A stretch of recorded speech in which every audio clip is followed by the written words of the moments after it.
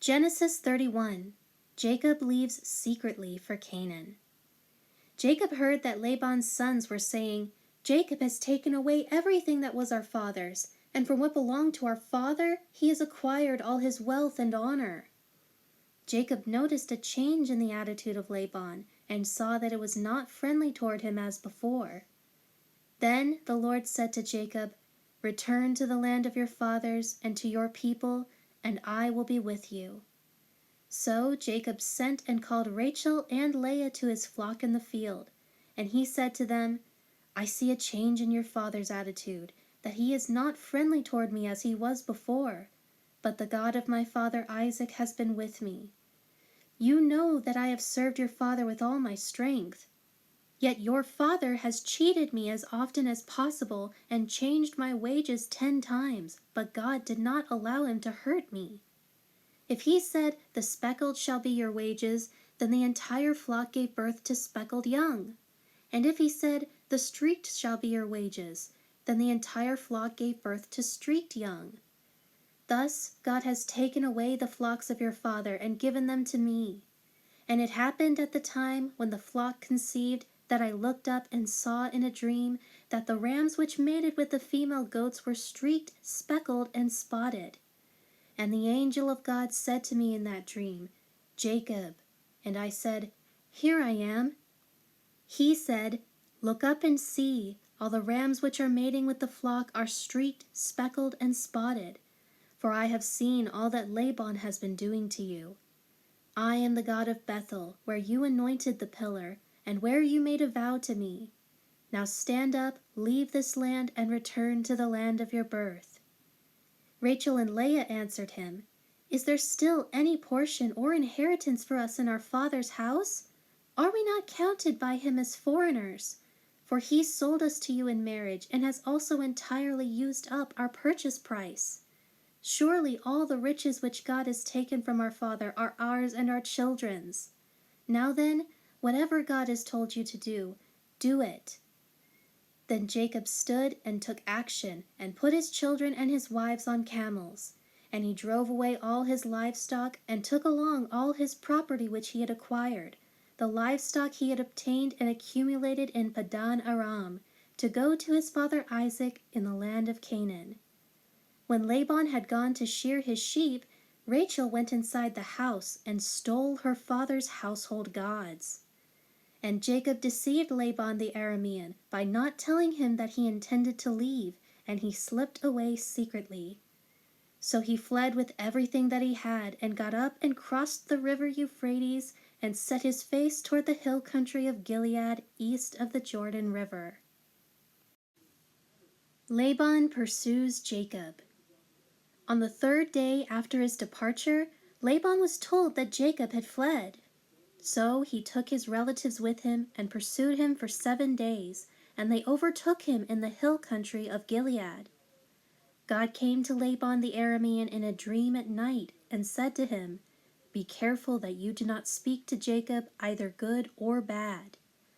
Then Laban overtook Jacob. Now Jacob had pitched his tent on the hill, and Laban with his relatives camped on the same hill of Gilead.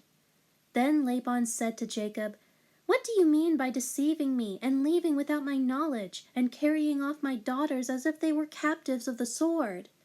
Why did you run away secretly and deceive me and not tell me, so that otherwise I might have sent you away with joy and with songs and with music on the tambourine and lyre?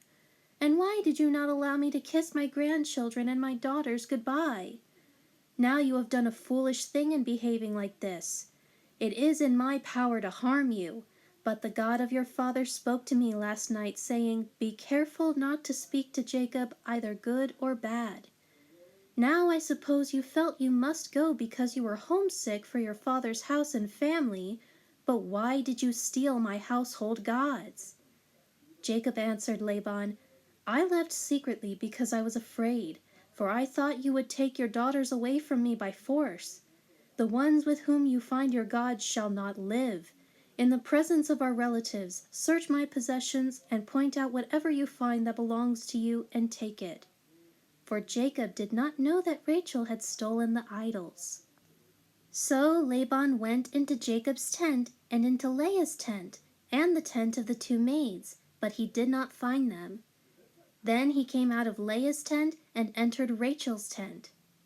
Now Rachel had taken the household idols and put them in the camel's saddlebag and sat on them. Laban searched through all her tent but did not find them. So Rachel said to her father, "Do not be displeased, my lord, that I cannot rise before you, for the manner of women is on me, and I am unwell." He searched further, but did not find the household idols. Then Jacob became angry and argued with Laban. And he said to Laban, "What is my fault? What is my sin that you pursued me like this? Although you have searched through all my possessions, what have you found of your household goods? Put it here before my relatives and your relatives, so that they may decide who has done right between the two of us. These 20 years I have been with you. Your ewes and your female goats have not lost their young, nor have I eaten the rams of your flocks. I did not bring you the torn carcasses of the animals attacked by predators. I personally took the loss. You required of me to make good everything that was stolen, whether it occurred by day or night. This was my situation. By day the heat consumed me, and by night the cold, and I could not sleep. These 20 years have been in your house. I served you 14 years for your 2 daughters, and 6 years for my share of your flocks, and you have changed my wages 10 times. If the God of my father, the God of Abraham, and the feared one of Isaac had not been with me, most certainly you would have sent me away now empty-handed. God has seen my affliction and humiliation, and the exhausting labor of my hands, so he rendered judgment and rebuked you last night." The covenant of Mizpah. Laban answered Jacob, "These women that you married are my daughters. These children are my grandchildren. These flocks are from my flocks, and all that you see here is mine. But what can I do today to these my daughters, or to their children to whom they have given birth? So come now, let us make a covenant, you and I, and let it serve as a witness between you and me." So Jacob took a stone and set it up as a memorial pillar. Jacob said to his relatives, "Gather stones."